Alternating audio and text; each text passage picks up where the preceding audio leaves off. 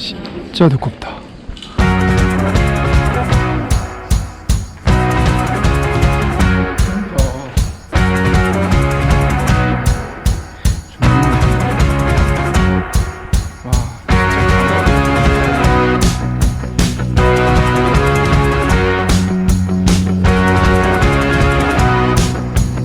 안녕하세요, 아트뱅입니다. 저는 지금 현재 파리에서 남쪽으로 700km 정도 떨어져 있는 아비뇽이라는 도시에 도착해 있고요. 지금 제 뒤쪽으로 오시게 되면 커다란 건축물 하나 눈에 들어오실 거예요. 바로 아비뇽 도시의 랜드마크 교황청입니다. 근데 이렇게 말씀드리게 되면 어떤 분들은 머릿속에서 좀 혼란이 있는 분도 있을 것 같아요. 왜냐면은 바티칸에 있는 것이 바로 교황청이니까요. 근데 제 뒤에 있는 것도 교황청 맞습니다. 정확히 더 말씀드리게 되면은 교황청이었던 곳이었었죠. 지금 세월이 좀 많이 지나서 기억 속에서 잊혀졌겠지만은 학창 시절에 아비뇽 일수라는 사건에 대해서 공부를 해봤을 겁니다. 그래서 오늘 우리는 이 아비뇽 일수라는 사건과 더불어서 그에 관련된 와인에 대한 이야기를 제가 들려드리도록 하겠습니다. 우선 세월을 쭉 거슬러 올라가서 우리는 14세기 초반으로 가보도록 하겠습니다. 신을 위한 것이다라는 명목 아래에서 200년 동안 자행되었었던 큰 전쟁이 있었죠. 바로 십자군 대전입니다. 근데 그 십자군 대전은 실패로 돌아갔었고 교황권의 권위는 바닥으로 추락하기 시작을 하죠. 그리고 당시 이슬람의 많은 문화들이 서유럽으로 들어오기 시작하게 되면서 새로운 사상들과 생각들이 생겨나기 시작했었고, 그래서 이제부터는 더 이상 카톨릭이라는 종교 하나만으로 전 유럽을 묶어낼 수가 없었던 거죠. 새로운 것이 필요했었고요. 그리고 또 한 가지, 당시 그 십자군 대전의 여파로 인해서 무역이라든지 상업이 엄청나게 성행을 하기 시작을 합니다. 그러면서 새로운 계층인 중간 상인 계층들이 생겨나기 시작하게 되는데, 이 사람들은 교황령이라든지 영주들이라든지 작은 마을 내에서 하는 것이 아니라 조금 더 큰 곳에서 상업 활동을 하기를 원했었고, 그리고 재산권을 보장받을 수가 있었던 큰 국가적인 중앙 집권 체제, 즉 왕이라는 존재가 필요하기 시작을 합니다. 이때 등장했었던 프랑스의 왕이 바로 펠리프 4세라는 왕이 있었습니다. 이 펠리프 4세의 그 별명이 무엇이냐면 미남왕이라고도 하거든요. 상당히 잘생겼었대요.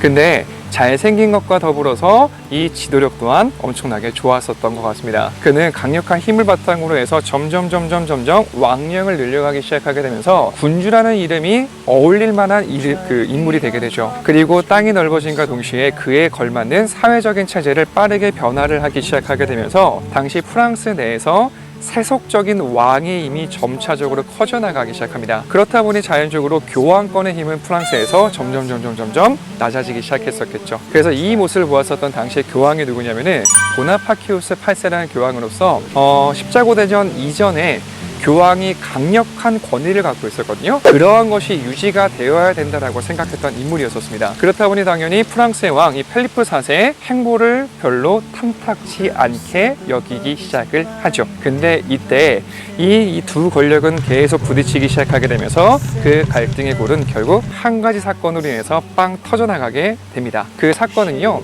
뭐 예나 지금이나 다 똑같은 것 같아요. 항상 문제는 돈으로부터 시작되는 것 같습니다. 당시 프랑스의 왕 펠리프 4세가 프랑스의 재정을 더욱더 늘리기 위해서 당시에 세금을 내지 않고 있었던 교회에다가 세금을 과세하려고 하죠. 근데 이 모습을 봤었던 보나파키우스 8세 교황은 이렇게 이야기를 합니다. 나의 허락 없이는 절대로 교회에 과세할 수 없다.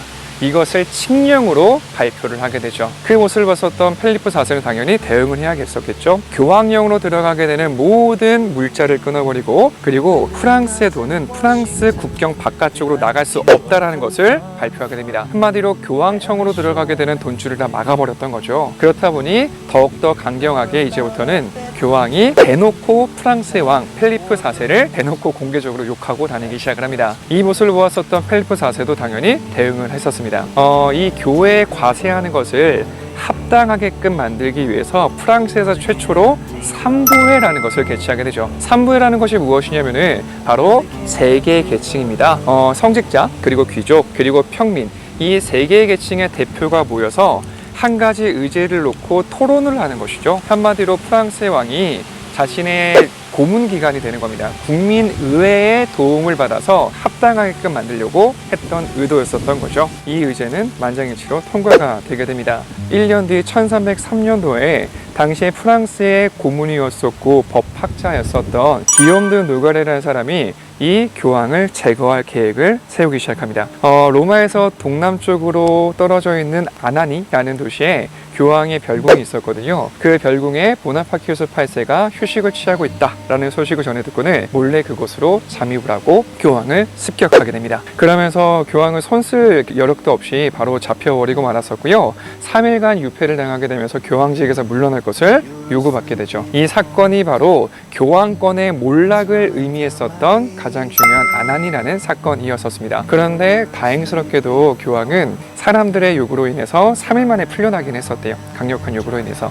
근데 그 보나파키우스 8세 교황은 자신의 화에 못 이겨서 너무 분했었던 나머지 생을 그만 마감해 버리고 맙니다. 그런 다음에 왔었던 교황이 누구냐면은 바로 베네딕토 11세라는 교황이었었고요. 근데 펠리프 4세라는 그 프랑스 왕이 계속 견제를 받았었는데 스트레스 때문이었었는지 일찍 생을 마감하게 됩니다. 그리고 나서 왔었던 교황이 클레멘스 5세라는 교황이었습니다.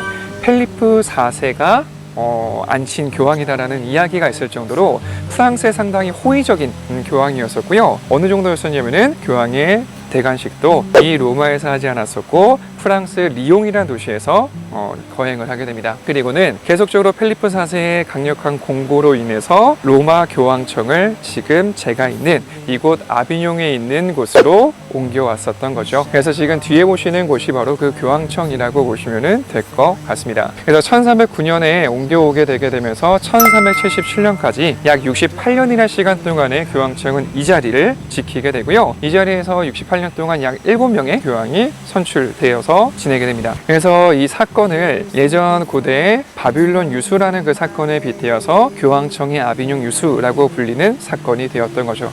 그래서 여기서 말하는 유수라는 것의 의미가 무엇이냐면은 잡아서 가두다라는 뜻입니다. 한마디로 감금을 하다라는 뜻이거든요. 그래서 지금 건축물을 보시게 되면은 되게 웅장하죠.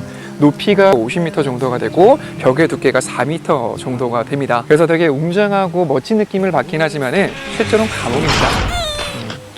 한마디로 교황권의 힘을 이 장소에 가둬놨던 것이요.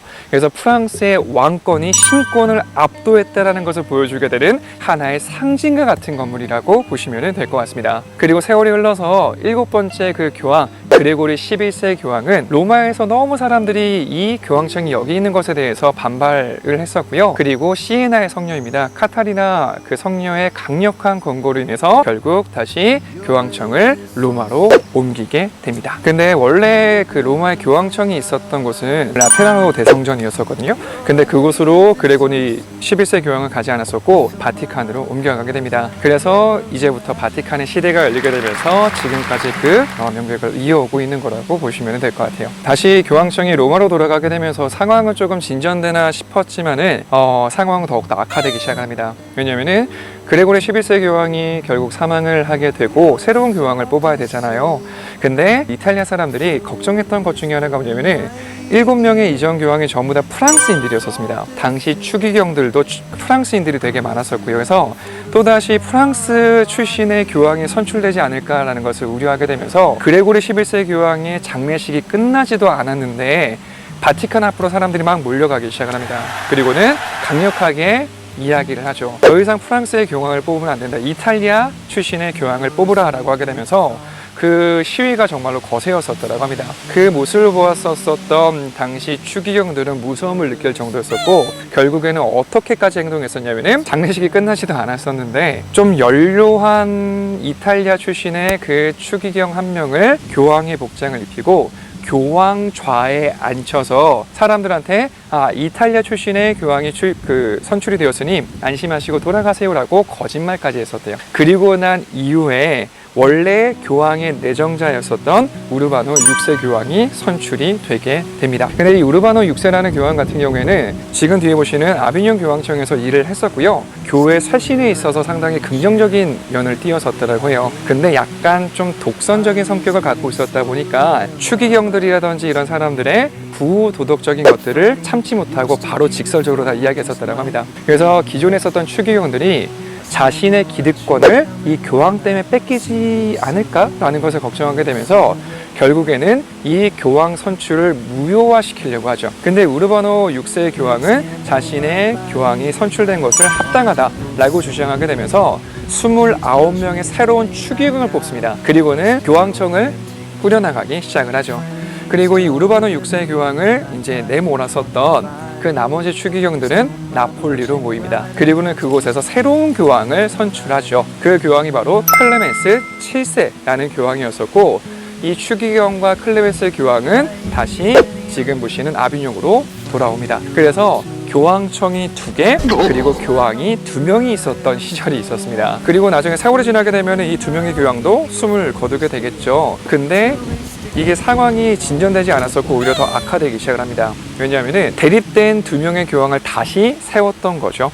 그래서 이 추기경 같은 경우에는 더 이상 일에 진전이 보이지 않자 공의의 우의서를 바탕으로 해서 공의회를 개최하려고 합니다. 이게 뭐냐면은 공의에서 발표된 것들은 바로 교황의 말보다 더 우위에 있다라는 것이거든요. 그래서 피사에서 공의회를 개최하게 되고, 추기경들은 이 2명의 교황을 초청했었으나 이 교황들은 오지를 않습니다. 그래서 결국에는 이 2명의 교황 때문에 교회가 분열되었다라고 하게 되면서 이단으로 심판 내리게 됐고, 그리고 단죄를 시켜버리게 되죠. 그리고는 피사에서 새로운 교황을 또한 선출을 하게 됩니다. 자, 근데 상황은 더욱더 악화되게 됩니다. 왜냐면은 그 해임시켰던 2명의 교황이 이것을 받아들이지 않았었고 자신의 자리를 고수했던 거죠. 그래서 오히려 3명으로 늘어버리게 됩니다. 네. 그래서 당시에는 기독교 역사상 유례없는 사건이었었거든요. 교황이 3명이었었던. 그러면서 기독교의 권위가 실추가 되기 시작하게 되면서 바로 절대 왕정으로 갈 수 있었던 그런 기틀을 마련했었던 바로 프랑스뿐만 아니라 유럽 전 역사에 한 획을 그었었던 중요한 사건이 바로 이 아비뇽 유수라는 사건이었다라고 보시면 되고요. 그 현장에 지금 제가 있는 거라고 보시면 될 것 같습니다.